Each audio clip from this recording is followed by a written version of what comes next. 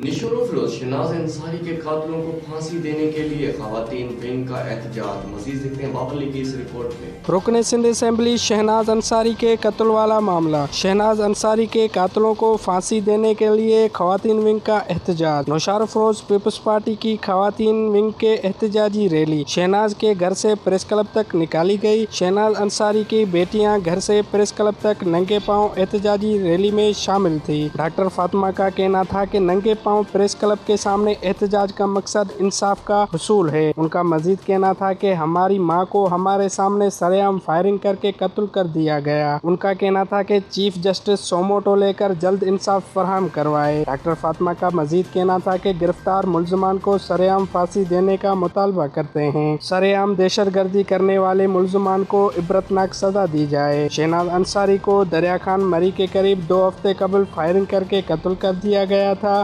نوشہر Feroz police کا کہنا ہے کہ شہناز انصاری کے قتل کے مقدمے میں ایک خاتون سمیت 4 نامزد ملزمان شامل تھے۔ چاروں نامزد ملزمان کو گرفتار کر لیا گیا ہے۔ کیمرہ مین سہیل راجپر کے ساتھ بابر علی انصاری، راز نیوز، نوشہر فروز۔